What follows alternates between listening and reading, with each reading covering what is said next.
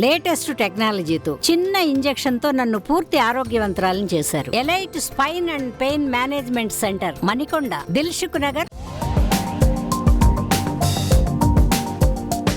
అందాల తార ఐశ్వర్య రాయ్ బచ్చన్ సినిమాలోనే కాకుండా మోడలింగ్ రంగంలో కూడా తనదైన ముద్ర వేసింది. ఈ గ్లోబల్ బ్యూటీ బ్రాండ్లకు అంబాసిడర్ గా చేస్తుంది. అలాగే చాలా సంవత్సరాలుగా కేన్స్ ఫిల్మ్ ఫెస్టివల్లో రెడ్ కార్పెట్ పై నడుస్తుంది. ఈసారి కూడా రెడ్ కార్పెట్ పై మెరిసింది. కేన్స్ ఫిల్మ్ ఫెస్టివల్ 2024లో కూడా అడుగులు వేసింది. ఆశ్చర్యం ఏంటంటే రెడ్ కార్పెట్ పై చేతికి కట్టుకొని కనిపించింది. ఆమె ఫోటోలు, వీడియోలు వైరల్ గా మారాయి. ఆమె కాన్ఫిడెన్స్ కి అభిమానులు ఫిదా అవుతున్నారు.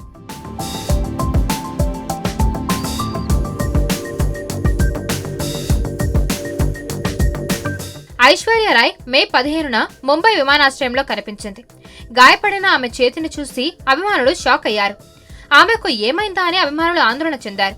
చేతికి గాయం కావడంతో ఈసారి Cannes film festival red carpet పై కనిపించడం అనుమానమే అని చాలా మంది అనుకున్నారు. అయితే ఐశ్వర్య రాయ్ మాత్రం తన నిబద్ధతను చాటుకుంది.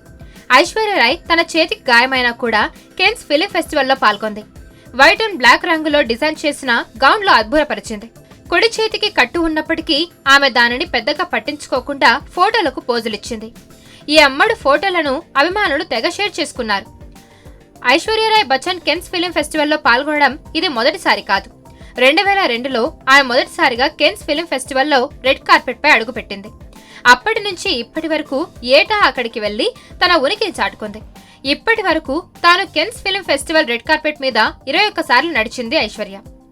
ఈసారి రెడ్ కార్పెట్ మీద గాయాన్ని లెక్క చేయకుండా చిరునవ్వుతో పోజులిచ్చింది ఐశ్వర్య.